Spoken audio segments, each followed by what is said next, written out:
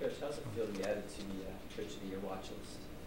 The what now? Coach of the Year watch list. Coach of the month. Okay? Coach of the month. We got a long way to go. The year is ending in January. So, Coach of the month. It's great. It's a great honor. It's reflective of what the team and what the staff has done to this juncture, but that's it. Again, that also stops at 3:30 on Saturday, and you know, we got a long way to go. Got a long way to go. I mean, you, like I said, you gotta win the league, and you got to get to the next stage in November, and or October 31st. Thank you all. Okay, guys, thanks. The bus ride home. It was a very quiet bus ride. I just put it at that. A lot of emotions running high, so we were all just quiet thinking about what happened. Kind of heartbroken. How's that gonna help you this year, Don? I mean, we really can't focus on last year, what happened last year, you know, because it is a new year. People grow, everybody gets better. You know, we just trying to focus on what they do this year and how we can play them this year. So. Is it hard for you guys this year because you had moments in the games this year that you've overcome stuff. I mean, even you jumped out to the lead last week, you gave up a kickoff return, but you didn't let that affect you. You didn't let some of the other stuff in the Army affect you. Does that help you forget about the overcoming those moments this year? Does that help you guys forget any of the bad plays from last year and kind of shove it out of your minds? I mean, we don't. Right now, we're not looking back into the past. We're just taking it one day at a time, one play at a time, one moment at a time. We're just gonna look forward from here on out and not look back at what we messed up on here and there or whatever. So we're just gonna look forward and take it one play at a time, one day at a time. What is it? By now, you guys have gone through this process before, preparing for them, you've seen the option. But when you look at the fact that their starters are probably not going to play, do you kind of shut that out of your mind because the next guy can come in and knows the system just as well? They're just a very powerful offense, just off the hand.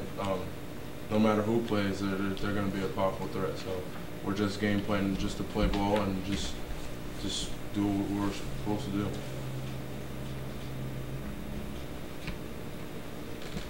Dominique, the defensive front, like Adrian Robinson, 8 sacks, the team I think has 16.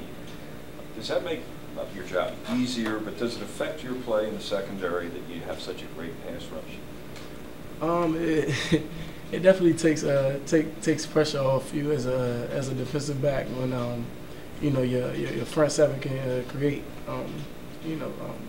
pressure on the quarterback. So I mean, it doesn't make my job easier or harder. I mean, it's a relief, but you know, I still got to be aware and still, you know, be on my job. Alex, when you were intercepted, I was tipped. Who tipped? I wasn't sure who tipped that. Oh, I don't even know. I have no idea. I just caught the ball and ran. Right. I don't know if it was Crowbuff or somebody back. I think it wasn't one of the interior guys, right? But because you made the catch, what, 30 yards from the line of scrimmage? Mm-hmm. Yeah, but you don't know who it was. No, I do not know who it was. No. Okay. So you don't know who to pat on the back to give you. No, I just all I know is somebody up front just gave a good rush. Right. I have him break on the ball, and that's happened a lot of tip balls, a lot more this year already in previous years. Mm-hmm. I don't know, who is it, Wilkerson? Who's getting their hands on the ball?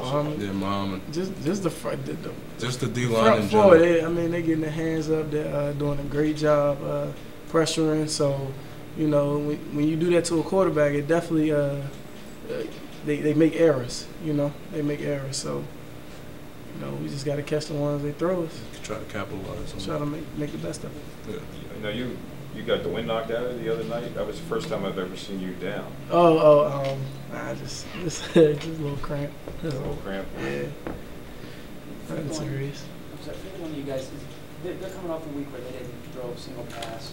Is that the weird thing about preparing for them in the back of your mind? Thinking like, maybe this is the week that they're going to try and surprise us and go deep and do something. But you have to, in the midst of all the other stuff you have to worry about in terms of defending your option, do you have that in the back of your mind saying, if they could at any moment try to surprise us with something? I mean, with their offense, you just got to be ready with anything. So, I mean, we're just going to prepare. There's no telling what they're going to do. We're just going to go off of what we know and what we can do and just practice off of that and just prepare for the game. For you guys as veterans, I think we talked about this a little last week, You guys have been through some tough practices here after losses, but you had to keep believing in the system even after some tough losses. Do you see the light bulb going on now for some of the younger guys? Is it that much easier? Maybe this sounds like again, basic question. Does the light bulb go on for guys easier now when you're coming off a win? Does it sink in easier? Is it easier believing now when everything's positive? Are the guys buying in more now as opposed to where they might have been driving around after a loss? Is it just that much easier when you haven't lost in more than one?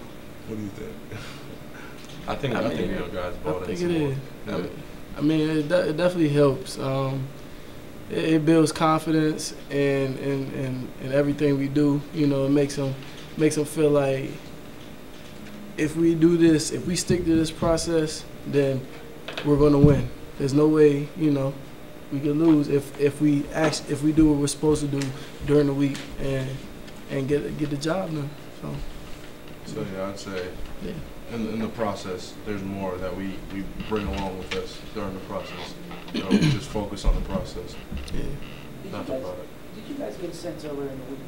Did you have in the back of your mind you thought that Bernard might be okay to play? I mean, I know Al said he was held out of contact, but did you kind of have in the back of your mind that he was going to be ready for Saturday?